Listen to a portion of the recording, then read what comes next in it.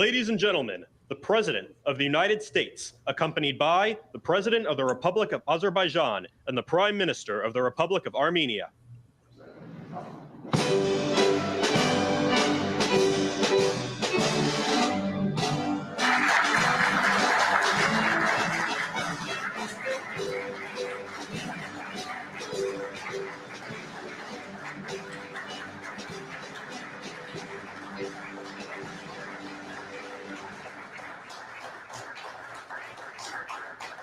Thank you very much. Thank you very much. It's a great honor.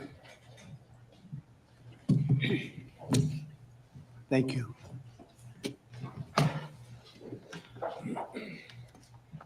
It's a long time, 35 years. They fought, and now they're friends, and they're going to be friends for a long time. But it's a big, beautiful honor to welcome everyone to the White House for this very historic peace summit between Armenia and Azerbaijan. It's really a great thrill for me. I love seeing good people get together, and that's what you have. You have two great leaders.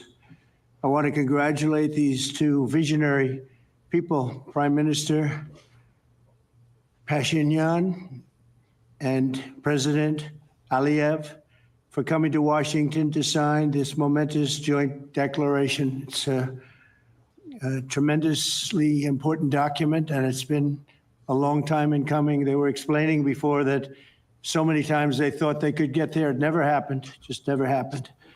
I also want to thank Secretary of State Marco Rubio, Special Envoy Steve Witkoff, and their teams at the State Department. And I see that we have Chris Wright outside and Senator Steve Daines sitting right here. Thank you, Chris. Thank you very much. And Steve, thank you very much. And we have some other wonderful dignitaries, including the dignitaries from your country. But they provided tremendous diplomatic assistance. And Marco, congratulations. It's a big thing. Keep going. He got many jobs. And then, of course, you would say Steve was quite influential. I call him Henry Kissinger, who doesn't leak. For more than 35 years, Armenia and Azerbaijan have fought a bitter conflict that resulted in tremendous suffering for both nations. They suffered gravely for so many years. Many tried to find a resolution, including the European Union. The Russians worked very hard on it, never happened. Sleepy Joe Biden tried, but you know what happened there. He tried for probably 12 minutes and didn't work out. And many other countries tried, and they were unsuccessful. But with this accord, we've finally succeeded in making peace, and we just left the Oval Office where we signed voluminous documents and very important elements to the agreement. The country of Armenia and Azerbaijan are committing to stop all fighting forever, open up commerce, travel, and diplomatic relations, and respect each other's sovereignty and territorial integrity, so importantly. And I just spent a lot of time with these two men. I think they're going to have a great relationship. You want to know the truth? They didn't see each other that much, but they probably will. I think they're going to have. I think you two are going to have a great relationship. I have no doubt. And if you don't, call me and I'll straighten it out. Okay. Very importantly, we have also resolved the key issue that foiled previous negotiations. This declaration establishes what they are calling a great honor for me. I didn't ask for this, the Trump route for international peace and prosperity, which is a special transit area that will allow Azerbaijan to get full access to its territory of Nakhchivan while fully respecting Armenia's sovereignty. So they're going to be able to really live and work together, and it's amazing. So that's a very important territory, I guess, very special territory to you, and now they work together. Armenia is also creating an exclusive partnership with the United States to develop this corridor, which could extend for up to 99 years. And then they promise in 99 years they'll extend it, right? You'll promise. But we anticipate significant infrastructure development by American companies. They're very anxious to go in to these two countries, and they're going to spend a lot of money a lot of money, which will economically benefit all three of our nations. This is incredibly positive news for the future of the entire region, and it's a very important region, as you know. Additionally, the U.S. is signing a bilateral agreement with both countries to expand cooperation in energy, trade, and technology, including AI. And in terms of energy, Chris is here representing our country, and there's nobody better than Chris Wright. And Chris, I understand it's very fertile. It's a very fertile area. So I appreciate everything you've done. You've done amazingly well. We've got the gasoline prices coming way down from where they were. And it's really been something to watch. We are drilling like we haven't drilled in many years. I guess I could say ever before, and we just started. We're also lifting restrictions on defense cooperation between Azerbaijan and the United States of America. The president, that's a big deal. Unless, is that important to you? I think so. That was pretty good. They're very happy about that. So am I. As president, my highest aspiration is to bring peace and stability to the world. Today's signing follows our success with India and Pakistan. They were going at it.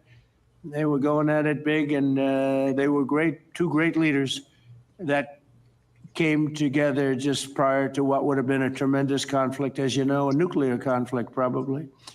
Also the Congo and Rwanda. Now that was one which was going on for 31 years. You have them beat. 35 years you had them beat. But that was going on for 31 years, and we have it all done, and people are very happy. That was a rough one. That was nasty. 7 million people that they know of died. Also, just recently, Thailand and Cambodia, that was one that was just starting. That 2,000 people were dead on the border, but it was just starting. And I was talking to one of the two nations on trade, and I said, I'm not going to sign a trade deal if you guys are going to fight. And I got the other one. And again, great leadership, Thailand and Cambodia. And before it got started, beyond that first couple of days, we stopped the war.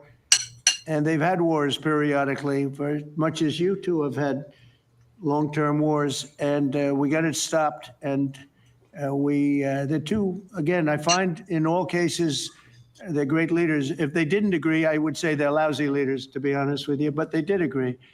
And so Thailand and Cambodia, Serbia and Kosovo, we got something stopped that was ready to start. We didn't like that one. We didn't like it at all, and we saved a lot of lives. And numerous others. In addition, as you know, we took out the nuclear capability of Iran. And to use a term that people tried to dispute without any knowledge, it was obliterated. That's been confirmed by the Atomic Energy Commissions, everybody, that's totally obliterated. They might try again, but they're going to have to try a new site. They are, and I want to just say our military, we have the greatest military in the world. We have the greatest equipment and military manufacturing anywhere in the world, nobody even close. And that sort of proved it. So getting rid of that threat from the Middle East was very big. And I think a lot of people are going to be joining right now the Abraham Accords. It's going to be very important. So hopefully we're going to have many more successes. I hope we're not going to have too many more in this field, because hopefully we're not going to be seeing too many more wars. But I came in and this whole world was on fire. All these things were sort of happening. We've only been here for 6 months. The world was on fire. We took care of just about every fire, and we're working on another one that you're reporting on very strongly with Russia, Ukraine. And we'll have some more information for you a little bit later. But I want to ask these two very special people. Again, I've gotten to know them. They're very special people. And I think they have the potential to have a great personal relationship, which is always good, but also a great just relationship. And if I might, may I ask you to say a few words, sir? Thank you very much, Mr. President. First of all, thank you for invitation. It's a big honor to be invited by the President of the United States for this historic event. Actually, we are writing a new history in a bilateral interstate relationship between the United States and Azerbaijan. We are starting the path towards a strategic partnership. The Charter on Strategic Partnership will be elaborated within several months, and that is a historic achievement for Azerbaijan, because to be in the format of strategic partnership with the greatest country of the world is a great opportunity and also a very big responsibility. And this strategic partnership format embraces so many important areas: mutual investment, trade, energy, connectivity, transit, AI, defense sales, counterterrorism. So all these areas where we had and hopefully will have very active cooperation in the future. So it opens a lot of opportunities for Azerbaijan to continue its path of development, to diversify its economy, to keep unemployment low as it is today, and to look to the future with great optimism. Also, I'm very grateful to Mr. President that he today lifted the restrictions which been imposed on Azerbaijan back in 1992, just only 1 year after Azerbaijan restored its independence. These restrictions have been imposed on us. So after 33 years, these restrictions have been lifted just today. So really, it's a day which will be remembered by the people of Azerbaijan with a feeling of pride and gratitude to President Trump for his attitude to Azerbaijan, for his vision, for not only for our region. We were exchanging views today, and I said that within several months, he managed to put an end to conflicts in Asia, in Africa, and now in Southern Caucasus. What we could not achieve for more than 30 years. We had to sacrifice lives. We had to fight two very bad wars with a lot of casualties. And if not for President Trump and his team, and our great friend, Mr. Vitkov and his team, probably today, Armenia and Azerbaijan would have been again in this endless process of negotiations. So really, it's a historic day. We are today establishing peace in the Caucasus, which will open great opportunities, not only for our region. And as President Trump correctly mentioned, the Trump route for international peace and prosperity, which will create new connectivity lines, which will lift the walls, and which will create connectivity opportunities for so many countries, with investments, with prosperity, with stability. You know, Azerbaijan and Armenia, we became independent at the same time as a result of the collapse of the Soviet Union. But at that time already, we were at war. So we lost a lot of years just being preoccupied with wars and occupation and bloodshed. So today, historic day, also is because we bring peace. President Trump brings peace to Caucasus, and we're grateful for that. And I'm sure that Armenia and Azerbaijan will find courage and responsibility to reconcile, and also the people will reconcile. We will turn the page of standoff, confrontation, and bloodshed, and provide bright and safe future for our children. So I'm very happy because today we're writing the great new history. And once again, Mr. President, thank you for all what you are doing for us, for our region, and for the whole world.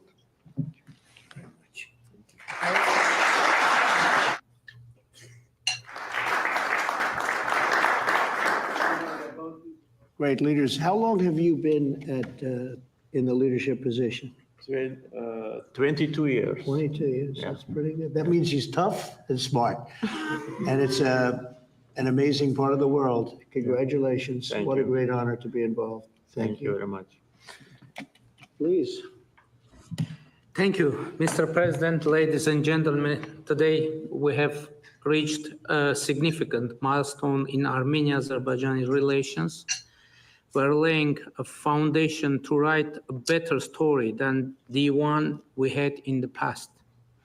This breakthrough would be simply not have been possible without President Trump's personal engagement and his resolute commitment to peace in our region. The initiating of peace agreement will pave the way to end the decades of conflict between our countries and open a new era based on the full respect for the sovereignty and territorial integrity of each other. Today's declarations, which President Trump personally will sign as well as witness, gives confidence and assurance that we're opening a chapter of peace, prosperity, security, and economic cooperation in the South Caucasus. In this context, allow me to highlight the agreement on opening transport communications in the region based on the principles of sovereignty, territorial integrity, and jurisdiction. I'm particularly thrilled that together with the US, Armenia will work to bring to life the TRIP, Trump Road for Peace and Prosperity, a connectivity project that will unlock the entire region.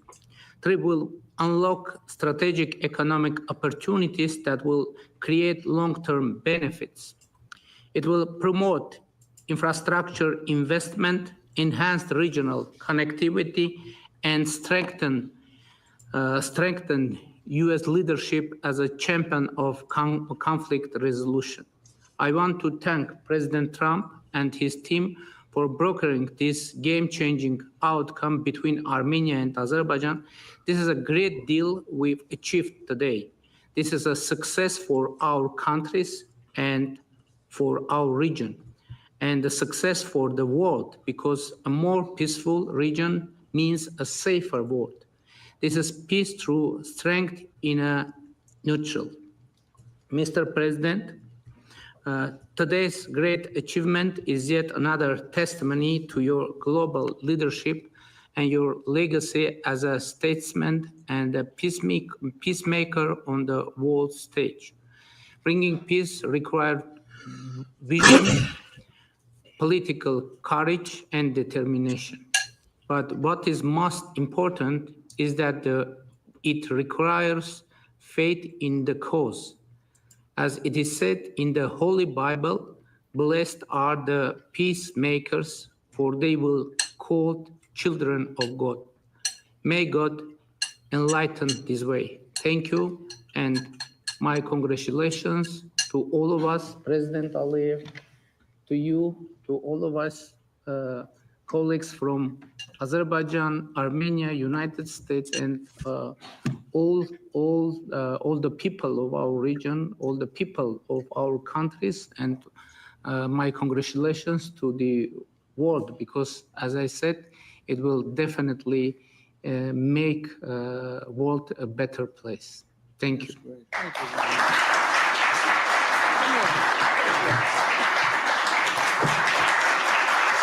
President of the United States, the President of the Republic of Azerbaijan, and the Prime Minister of the Republic of Armenia will now sign the joint declaration on the outcomes of the Trump Route for International Peace and Prosperity Summit. That's really They will beautiful. sign 3 copies in English. The President of the United States signs as a witness to the President of the Republic of Azerbaijan and the Prime Minister of the Republic of Armenia, affirming their path to peace, stability, and prosperity. We kindly ask that all guests remain seated for the signing of the documents.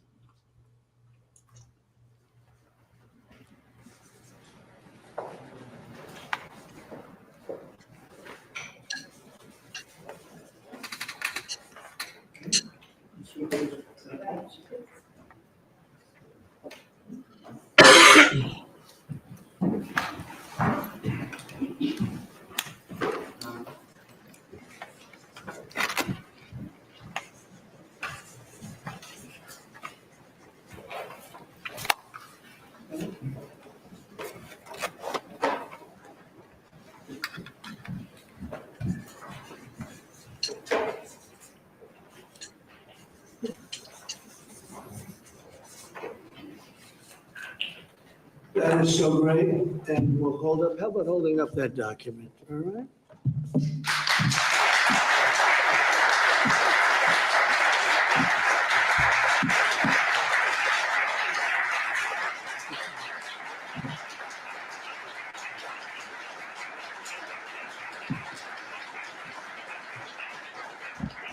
Well, thank you. This is really a big day, and we have some other big announcements, but I didn't want to make them because I don't want to do anything that could even in a little way overshadow what's taken place today. 35 years of death and hatred, and now it's going to be love and respect and success together. And I didn't really want to do anything that would in any way overshadow. I don't think it can be overshadowed when you're at war and so many people have suffered and so many people have been killed. And now you're going to have great peace. And I look forward to that corridor because that corridor sounds, I'm going to have to get over there. I'll bring Senator Daines with me. And we're going to have to get over there, Steve. So, but this is a really great achievement. And I congratulate you. You're two incredible leaders. You're going to go down in history. And I've read the whole thing about how long it took. And you thought you were there and people let you down, and sometimes you probably let people down. Maybe, I don't know how it works, but that's the way it usually does. But this is something that is very, very special. So I don't want to get in the way of it at all, but we'll take a few questions, maybe at least slightly related, but we have some other things to announce later on in the day. Peter, please. Related, just because you mentioned the elusive peace in Ukraine. Who is holding up this Ukraine ceasefire summit? Is it Putin or is it Zelensky? Well, I think it's that one is, as you know, we've been working on a lot of these deals. We've closed every single one of them all throughout the world, and that's the last of them. And they're losing, Peter, about 6, maybe even 7,000 soldiers every single week. Russia, as you know, lost almost 25,000 over the last month and a half, and Ukraine lost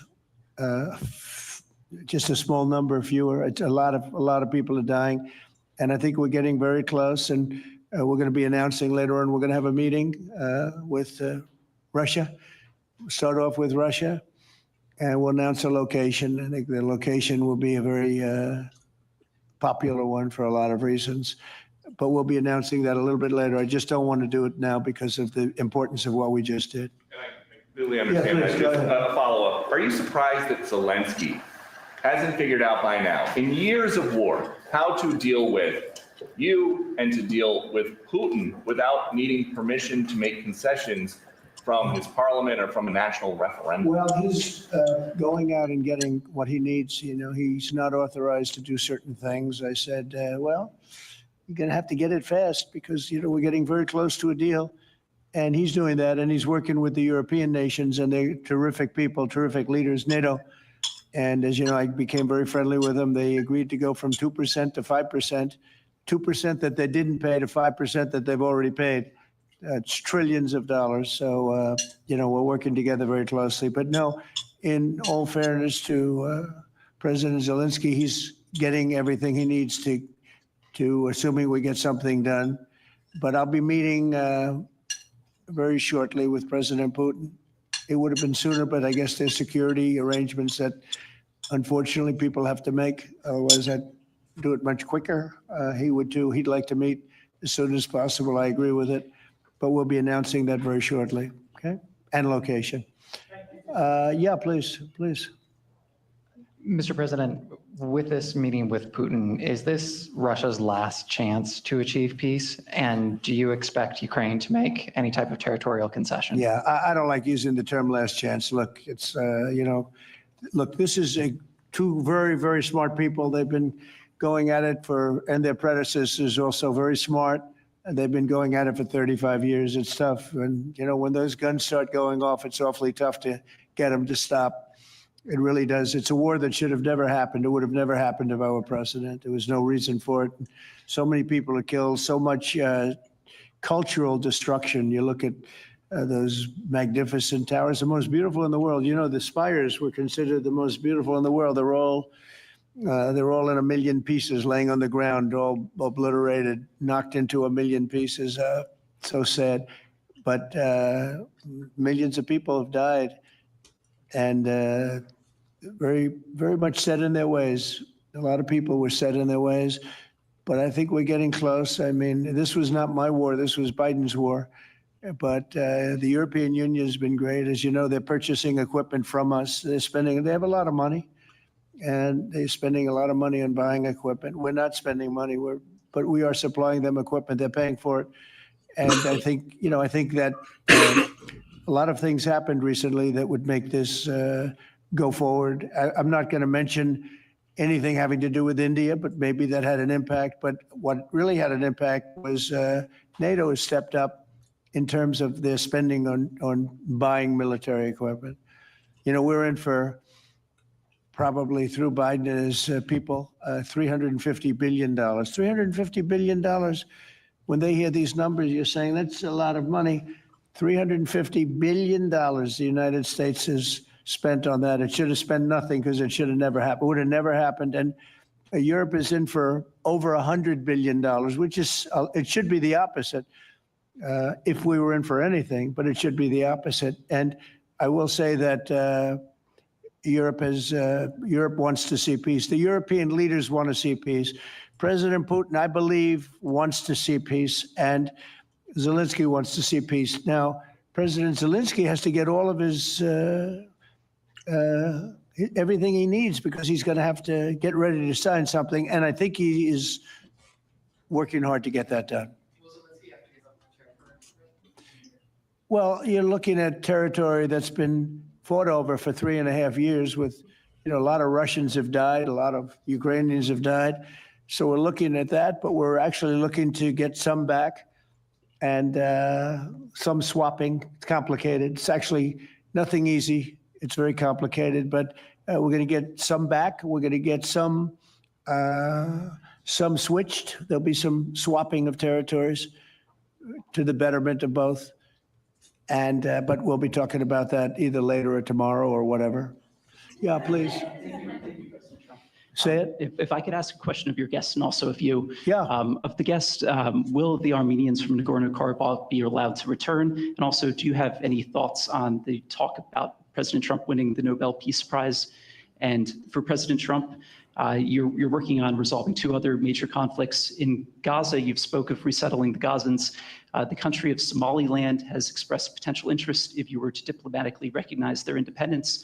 Are you inclined to do so? And also, did President Putin present an award to Mr. Witkoff during the recent visit? He likes Mr. Witkoff, I can tell you that.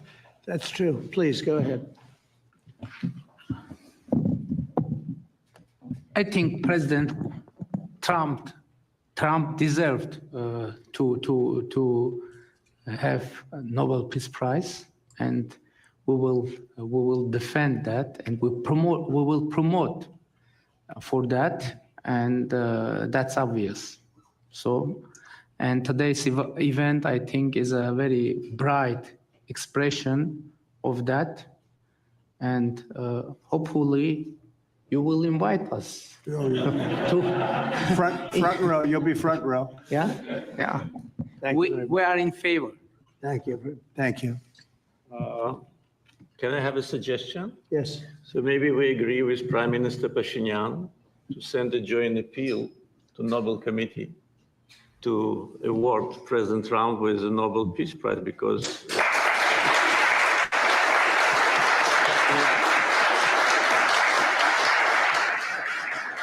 from the leaders of the countries which were at war for more than 3 decades, having this historic signature here, it really means a lot. This is tangible result of President Trump's leadership, and no one could have achieved that. There have been many presidents here since beginning of 90s, and the so-called Minsk process, which, by the way, today we put an end to with my Armenian colleague, started in 1992. So negotiation under the auspices of OSCE continued for more than 3 decades without any result. So who, if not President Trump, deserves the Nobel Peace Prize? I don't want to go into the history of some very strange decisions of the Nobel Peace Committee to award the prize for someone who didn't do anything at all. But President Trump in 6 months did miracle. So I think that my Armenian colleague will support it, and judging by the reaction of the audience, I think as soon as we come back, we will agree to issue a joint letter, and hopefully, and I also join when President is awarded, we hope that he will invite us to the ceremony. You certainly will be. Thank you very much. Do we That's have fine. draft to sign now? Well, we'll see what happens. We already It's like to early. sign. Thank you very much. It's very nice. We're looking into that right now. Good question, actually, and another complex one, as you know, but we're working on that right now. Somaliland. Thank you so much. I wanted to ask you, have you spoken to Russian President Putin yet? And would you go to Russia or Ukraine? And what exactly would you say We'll to him? be announcing the location in maybe a little while, and I think you'll be very happy. We'll see what happens, right? All we can do is do our best. We've been working on this one for a long time. This is a very complicated one also. This was extremely complicated, but we made it less complicated, and we had two very brilliant people on my right and my left. They understood what was at stake. I think if it didn't get done now, it might have never gotten done. So this is the same, very similar with Ukraine. It became more and more complicated as time went on. It was simple at the beginning. It wasn't going to happen, but it became more and more complicated. But I think we're getting close. Yes, ma'am. Yes, go ahead, please. Could the location for the summit be Italy? Location. Oh. I will give it to you very soon. Honestly, I don't want to do anything. These guys, I don't want to do anything where that's like, because this is a bigger story than a location. A location's good. I'm a real estate person. I know about location. But there's nothing to compete with this in terms of what we're doing today. It's just such a great achievement for these two. Really, they'll go down as great leaders for what they did. I put them together, but what they have been able, and I don't want to do anything. So we'll talk about it later. Today, we'll give you a location today. Cartels, too. You were talking about sending military forces to fight against the drug cartels in Latin America. Do you think it's worth sending our forces, our U.S. forces there to take this on? Cartels where? Central Latin America. Well, Latin America's got a lot of cartels. They've got a lot of drugs flowing. So, we want to protect our country. We have to protect our country. We haven't been doing it for 4 years. And we love this country like they love their countries. We have to protect our country. So, we're playing a tough game, but we'll have more to say about that soon. Yes, ma'am. Mr. President, I'm Musala from Azerbaijan News Agency Report. So we are grateful to be here. Today you host a truly historic meeting.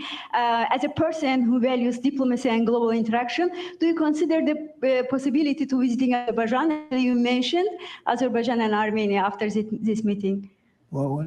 To visit our countries, do you consider to visit? Wow. Which one do I consider better? Yes. Oh, I think if I ever said that you would say, this guy couldn't have solved the problem. You know what? I consider them both great, okay? And you know what? They're going to be even greater. But and they're very different in many ways, but they have a lot in common. But they're both great as far as I'm concerned. Yeah, please. It's an interesting question, right? That would have been a hell of an answer if I said, well, I think I like this one or that one. No, we don't do that. Go ahead, please. Mr. President, first of all, thank you for bringing peace to South Caucasus, something that no one has been able to achieve in 35 years. Thank you. That's number one. We also noticed that you think highly of the commitments that the sides have taken on and assumed. However, considering the long history of conflict and the fact that this is not a legally binding document, will there be consequences if at some point one of the sides takes a step back? I don't think it's going to happen. I think it's going to be very good. And I told them, I gave them a personal commitment. If there's always little problems here and there, right? The big ones have been solved. These are the giant ones have been solved. But if there's conflict, they both know they're going to call me and we're going to get it straightened out. They're not going to have a problem. Where are you from? Armenia. Okay, good. Very good. I was wondering, it was a very unusual question. But it's not unusual considering you're from Armenia. If there's a problem, we will get it worked out. I told them both, don't let the problem last. We get it early and we'll get it solved. Good reporter you have over there. Okay? Can I Yes, add? please. Can I add? Yeah.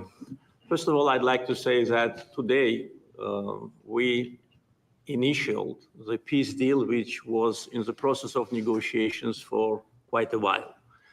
The fact that it is initialed here in the capital #1 of the world, in the office #1 of the world, and in front of the great president of the United States means that there should be no doubts and no suspicions that any of the sides would step back. If any of us, Prime Minister Pashinyan or myself, had in mind to step back, we wouldn't have come here. So you can be absolutely sure, as well as Azerbaijani community, that what has happened today will result in peace, long-lasting peace, eternal peace in the Caucasus. That's a very nice. I'm sorry. I'm sorry. Fully agree and nothing to add. That's very nice. Two statements, and that's a beautifully stated statement. Let's go. A couple of more. Yeah, please. Many in the South Caucasus have pinned the blame on your predecessor, Joe Biden, and his Secretary of State, Antony Blinken, for obstacles in America's bilateral relations with Azerbaijan and peace in that part of the world. How important is it to you to elevate your country's partnership and your administration's partnership with Azerbaijan, with Armenia, and how important is this for your legacy? Well, to me, it's very important, but it's, I know the history of what was going on because I do a lot of reading, and they've been at a vicious, they've had a very contentious relationship for a long time. It's war. Most of the time was war. And so to get it done, they're great people. I know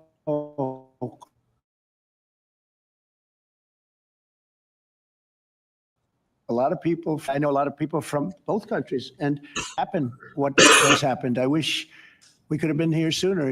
If the election were different, I'm going to be nice today. I'm not going to be controversial and say the election was rigged. I would have had this thing solved 4 years sooner. But the truth is, that's right. If the election weren't rigged, I would have been here 4 years sooner. We would have signed the same agreement 4 years sooner. But it didn't happen. And the Biden administration did really very little, actually nothing to get it done. But they did nothing to get really anything done.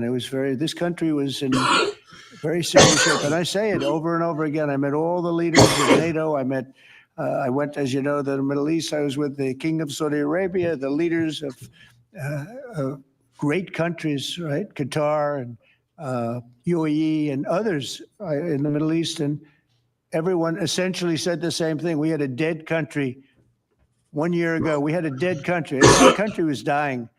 And now we have the hottest country anywhere in the world. It's not even close. We have the hottest country in the world. And it's an honor to use that, if you call it power or respect or whatever it is, to settle wars like we have right here to my left and my right. And these two guys are very smart. I got to know them, and they're very smart. They're not going to, I don't think they're going to ever have to bother with me. And they may call me just to bug me a little bit. Let me put them to a test and they'll call because they like to call me. But they're not going to have any problem. We have a very comprehensive agreement. It's a peace agreement. And this isn't ceasefire. This isn't we'll hold off. This is a peace agreement. And they're going to end up doing a lot of business with each other. They're going to do a lot of business with the United States. And I'm going to always remember, at least during the time that I'm here, I'm going to remember how smart they were, how good they were. And when it comes to trade and other things, we're going to always go 100% out. We'll go out of our way to make sure it comes out good for them. They did an amazingly good thing and a very brave thing. It's a very complicated part of the world they come from, very tough part of the world. It's a tough, but smart part of the world. Smart, tough people, and great wealth, great energy wealth. I was talking to Chris, and you were saying in terms of wealth, it's enormous wealth. But wealth doesn't often solve problems. It takes other things. But they're amazing, two amazing leaders, and it's an honor to be associated with them. How about we'll do one more, please? Your gut instincts have always done well in terms of business and in terms of politics. What does your gut tell you as it relates to the possibility of an event like this in the next few weeks, the next few months, in which you have President Putin on one side and President Zelensky on your other side? I think my instinct really tells me that we have a shot at it, okay? And you'll find that out later on, and maybe even today, but we have a shot at it. Look, it's got to be solved. we're not losing people. A lot of people say, why are you bothering? We're not losing people. We were spending hundreds of billions of dollars. Now we're spending nothing. We're spending no money. I guess we're making money because, you know, we're great. We have the best military equipment in the world. We're selling it to NATO. But you're losing thousands of people a week, Russians and Ukrainians mostly soldiers, but, you know, missiles are lobbed into cities and towns, Kiev, lots of places. You've been reading the same stories that I've been reading. And we got to get it solved. The Norwegian Nobel Committee will make their announcement as it relates to this year's Nobel Peace Prize on October the 10th, Friday, October the 10th. Is that date circled on your calendar, Mr. President? I can't say. I mean, a lot of people say, you know, no matter what I did, because, you know, I'm of a certain persuasion, no matter what I do, they won't give it. And I'm not politicking for it. I have a lot of people that are. I know. I mean, I read the same things as you do. But it would be a great honor, certainly. But I would never politic. I'm not doing it for that. I'm doing it because of, I really, number one, I want to save lives. That's why I'm involved so much with Ukraine and Russia. It's saving lives of Russians and Ukrainians. It's not American lives. Now, I would say this, that war could have escalated in something much, but that could have been a world war. I think if we didn't come, Ukraine, Russia would have ended up being a world war. And I stopped that. That stopped. Now, the only question is, when is it going to be settled? And it could be very soon, but when is it going to be? But that would have been a world war. If I didn't come along with a very talented group of people sitting largely right here, but there are others not in the room that are very talented, I think Russia, Ukraine would have had a very, very high degree. I think even probably would have ended up being in a world war. I don't think people talk about that now because they don't see it anymore, but we brought it down a long way. But that was getting to a point. When I first came in, I said, wow, this thing is really bad. And it could have escalated to a level that you people would have been very unhappy with. Yeah.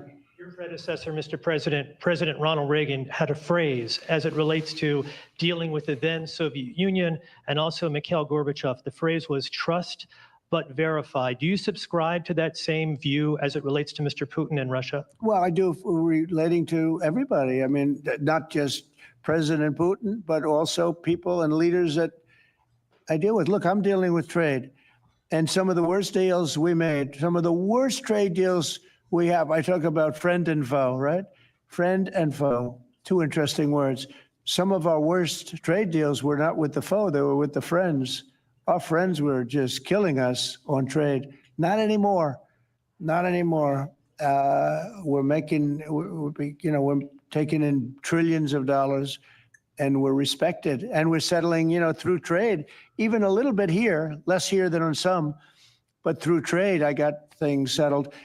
With India, Pakistan, I think it was trade more than any other reason. That's how I got involved. I said, I don't want to be dealing with countries that are trying to blow up themselves and maybe the world. They're nuclear nations. That was a big one. Getting that one settled, I think you'd agree. That was a big one. And they were going at it. They were shooting airplanes out of the sky. 5 or 6 planes got shot down in their last little skirmish, and then it was going to escalate from there. And that could have gotten to be very, very bad. Now, I want to save a lot of lives. I love saving lives. That's what it's about. And, when you save lives, you really end up having a peaceful world. Usually that ends up pretty well. I want to thank everybody, but in particular, these two great leaders for having the courage to do what they did today. And they're going to go down in the history books. And it's a great honor to be involved. Thank you very much.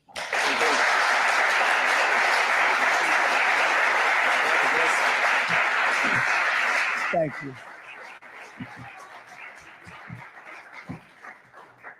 Thank you. Ladies and gentlemen, please remain in your seats until the leaders have departed the room. Thank you.